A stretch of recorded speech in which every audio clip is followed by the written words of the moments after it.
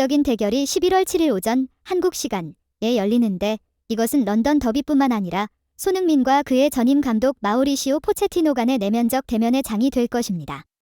포체티노 감독은 토트넘을 가장 찬란했던 순간들로 이끌었던 인물이며, 이제 손흥민은 선수로서뿐만 아니라 상대로서도 그라운드에 서야 합니다.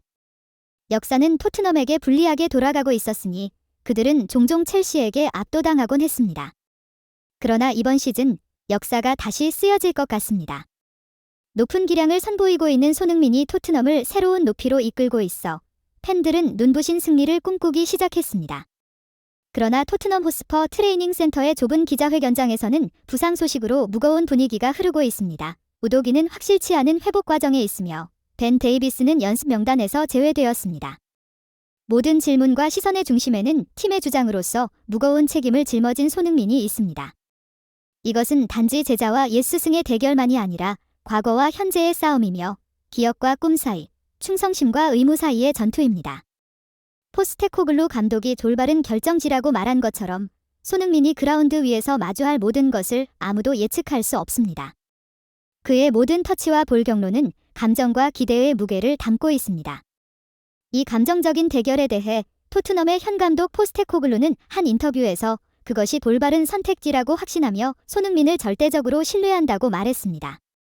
또한 그는 아시아와 오스트레일리아에서 일할 때 손흥민을 간접적으로 알게 되었고 그를 축구 선수로서 잘 이해하고 있다고 덧붙였습니다.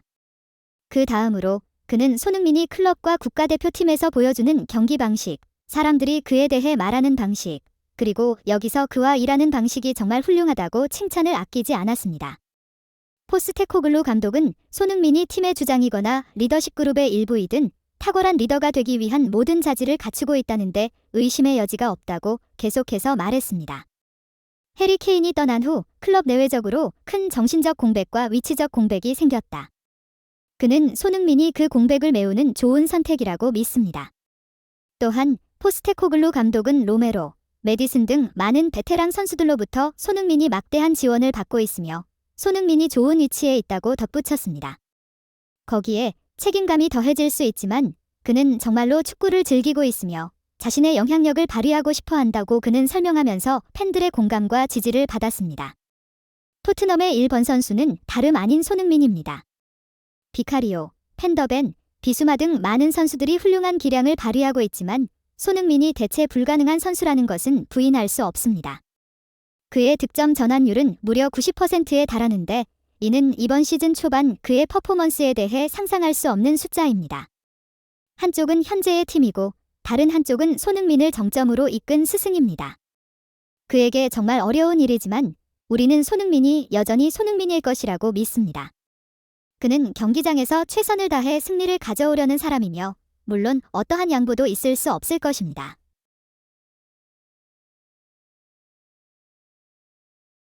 프리미어 리그 우승 경쟁이 치열해지는 가운데 토트넘 하스퍼가 갑작스럽게 내부 분열의 조짐을 보이며 논란의 중심에 서게 되었습니다. 축구에서 단합과 팀워크가 승리로 이끄는 열쇠인데 일부 선수들이 자신을 드러내려는 개인주의적 경향이 우려를 낳고 있습니다. 비판의 소용돌이 한가운데 있는 인물은 바로 제임스 메디슨으로 사랑받으면서도 논란의 여지가 있는 팀의 중앙 미드필더입니다. 일부 팬들은 그의 탁월한 경기력을 칭찬하지만 축구 팬들 사이에서 메디슨이 개인 기록 중심의 플레이 스타일을 보이고 있다는 인식이 점차 확산되고 있습니다. 그는 공격을 혼자 마무리 지으려고 하며 유리한 위치에 있는 동료에게 패스하는 대신 자주 개인적인 플레이를 선택합니다. 특히 프리킥 상황이나 중요한 득점 기회에서 메디슨은 자신을 최우선으로 생각하는 경향이 있으며 그것이 동료들이 더 나은 선택지를 가지고 있음에도 불구하고 무시되는 경우가 종종 있습니다. 가장 최근의 구체적 사례는 그가 손흥민의 득점 기회를 방해한 것으로 토트넘 팬 커뮤니티는 이를 어리석은 그리고 이기적인 행동으로 주저하지 않고 묘사했습니다.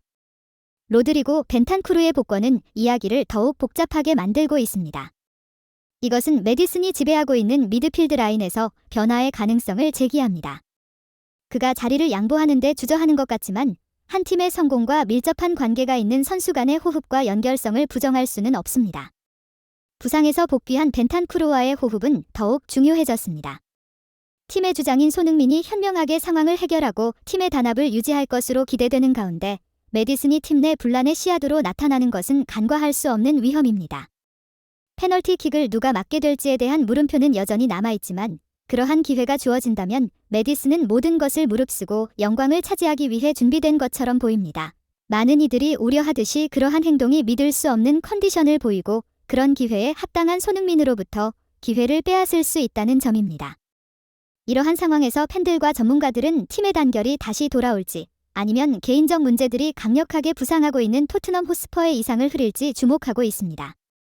축구 역사는 재능 있는 선수들을 많이 목격했지만 그들 중 일부는 경기장에서의 이기적인 행동으로도 유명하며 이러한 행동들은 종종 그들 자신뿐만 아니라 팀 전체에게도 심각한 결과를 초래하곤 했습니다. 대표적인 예로는 논란이 많은 경력을 가진 프랑스의 니콜라 아넬카를 들 수 있습니다. 아넬카는 개인 기술이 뛰어난 것으로 잘 알려져 있지만 협력적이지 않은 태도로 인해 종종 비판을 받았습니다. 가장 유명한 사건은 2010년 월드컵에서 감독 레이몬드 도메네크와의 충돌로 인해 조기에 귀국하게 된 것으로 이 사건은 아넬카 자신에게 영향을 미친 것뿐만 아니라 팀 전체의 불만을 촉발시켜 프랑스가 대회에서 참담한 탈락을 경험하게 만들었습니다. 네덜란드 출신 선수 웨슬리 스네이더는 인터 밀란과 국가대표팀에서 활동할 당시 자신의 이기적인 플레이 스타일로 비판을 받았습니다.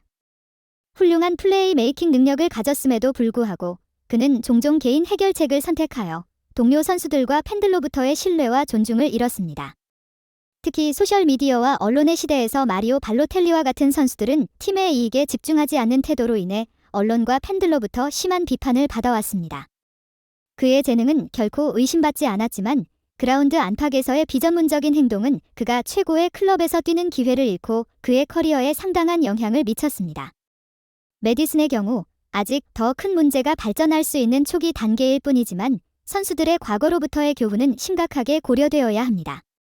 클럽은 부정적인 결과를 막기 위해 적시에 문제를 해결해야 합니다. 문제가 심각해지면 팀의 안정성을 해칠 수 있고 경기 결과에 영향을 줄 수 있으며 심지어는 클럽의 명성까지 손상시킬 수 있습니다. 이야기는 계속되고 있으며 시간이 지나면 진실이 밝혀질 것입니다.